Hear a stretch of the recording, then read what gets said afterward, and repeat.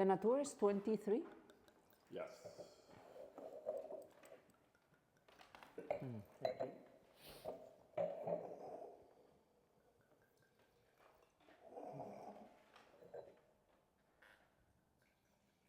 How is the Natur doing at the Vini's operation?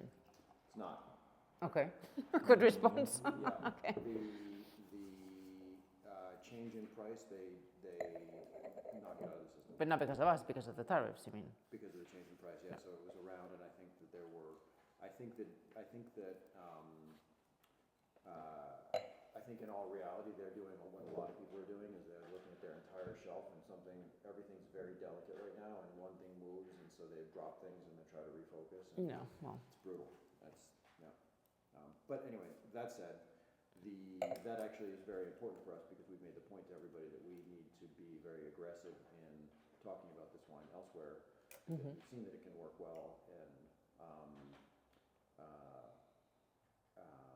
I'm happy to talk about Vini's. I don't think it's useful now, but let's just go through this. Yeah. Okay, so now we're going to concentrate on the Cencibel that we've been talking about the grape earlier. This first wine we're tasting is called Piñuaga Natur. Then the name comes from, again, we spoke about how I like to have different elements on our labels that mean something to us. So this wine represents part of our nature because it represents this thistle that grows in my region at the end of during the spring, and it dies at the end of the summer. And it's very, if you go to my vineyard in the spring, you will see those thistles around the place. So everything we have here, you're going to see, which I think that is, we are selling not only wine, but we're also selling landscape, because the wines are in our landscape, and I think that is really important. For me, this wine represents the true character of the Cencibel Tempranillo grape without the oak influence. And why is that important? Because it's funny because Pilar always says that this is the most, she says it in Spanish, and I'm not sure if this has the same translation, like ratio, is like, because it really represents like the character of the race, of the Tempranillo. You say race, raza? Like the Yep. Yeah, ratio, so, yeah. Yeah, like the origin of the grape, and the genetics and the identity, It represents the true identity of the grape without the oak influence. This vineyard is 100% sandy soils, and the result is that this grape, the skin is also silky, but it has, an interesting tonicity when you harvest it that doesn't have the clay soils, so the clay soils don't have. So what we've learned is that by leaving this wine, which is fermented at 24, 25 degrees centigrade, and not over-extracted after fermentation, by leaving it, depending on the vintage, 1 or 2 winters in the tanks, it's just fantastic. It's a phenomenal one, and I think it's a wine that really is very versatile in terms of what you can food pair it with. I think it's a people pleaser because it's a profile of wine that fits a lot of different categories, a lot of different tastes, a lot of different food, and it has a great price. So I think the thing with this, which is it's a very, very good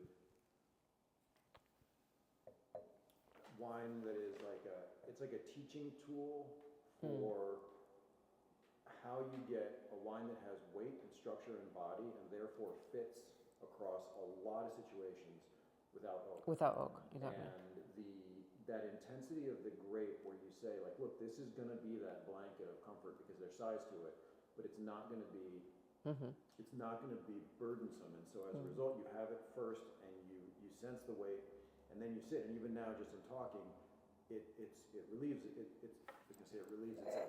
That sounds lovely. But there's relief behind. And that's where it's like, oh, that's just the essence of grape. I'm not tripping over oak tannin. And it's a really good example. And it's something where I love making the point for people when I pour it in public or for in trade tastings. Just watch the way the wine delivers and then lets go. And it delivers and then lets go. So you feel like okay, I'm pouring this at a wine bar and I need to have somebody feel like they got their money's worth for a glass of wine. They come in, they sit down, and then what happens is that you drink half the bottle before you noticed it because And you want another one. because of the relief, right? Exactly. Because you're going through it, you finish Yeah. your glass. So again, just thinking about the context of places where we're pouring it by the glass, it can do really well. That single bottle that's a Wednesday night on a retail is a really, it's like, oh, that just went away too quickly. That's And you know, if you compare it to the previous wine, where I do acknowledge that you may find fans or people that, you know, oh, well, maybe it's not my style. This specifically, I would say that it's hard to find someone that says, I don't like it. Yeah. Because I think it's, the reason I say it's a good teaching tool is I think it's really useful to me to think about why that is. And I think it's just the density of the grape in the beginning. Because you can say, if I come into it and I want to have, and I like wines that are made with oak, I'm going to get that first round of weight and size, and so I'm going to be comfortable there. But if I don't like oak, I'm going to come in and go, wow, there's a lot of power there, but then But it's not aggressive, it's not a tonic, it's not, And it's funny because I'm not sure if your customers ask you about the classification of the wine, going back to the appellations, if they ask you, oh, well, is this a joven? Do people ask that question here? Okay. Okay. And it's so, that's such a specific thing, and I feel like that's something where the people that are, it's a very small thing. It's an interesting, it might be interesting to know to make the parallel to compare. Well, I mean, I'm saying this specifically because the word joven in Spanish means young. But in the Spanish wine classification world, it means a wine that has not been oaked.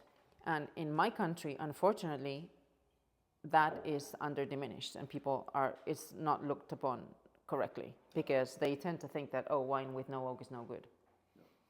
So you go to a wine bar in Madrid or, you know, many big cities in Spain, and you order a red wine, and they say, oh, you want a crianza.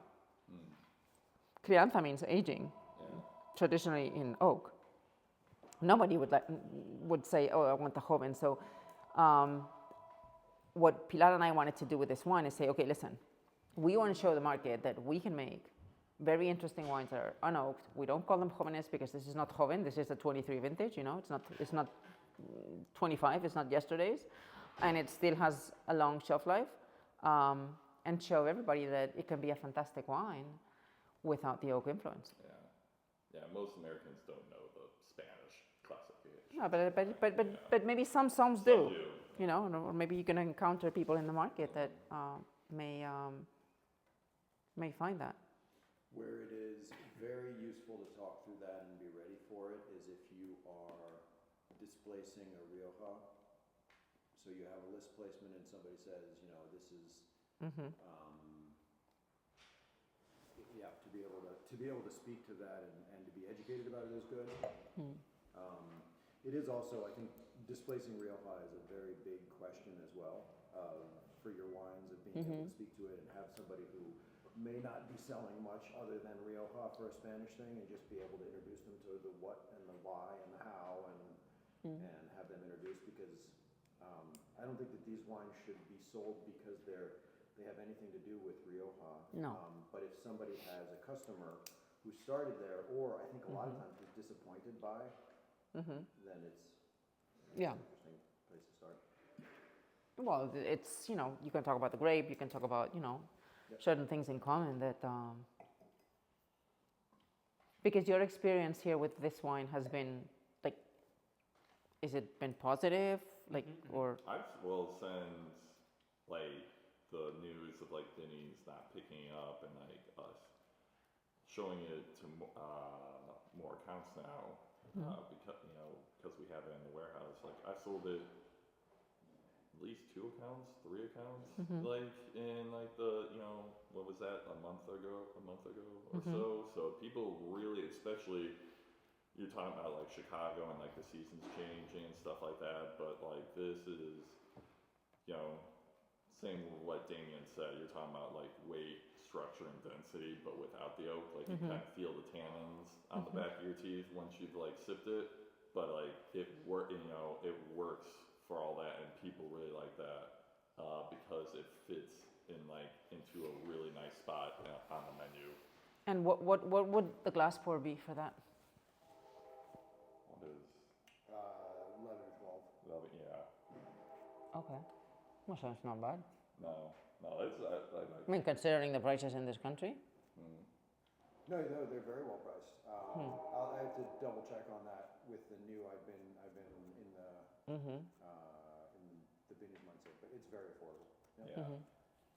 It's also again the timing is great because you'll show this to everybody you're going to see, specifically with the goal of saying this is for a lot of people you're seeing this week. This is new. Okay. Yeah. Because you were using it mainly for the other. Went through, it got pulled, and it was very hard to diversify it to the sales run. Okay. Because we I mean, I actually prefer it because I think that we can expose the wine to many more people, and I think that it also helps the sales team, you know, not only have this wine that is just selling on our shelf and to understand what we're doing. So. Well, that's why it was nice tasting the Pico Largo, because like I haven't tasted that before because it all just Went to Melissa going on. So it was really cool. Okay. Okay. Are we doing both collections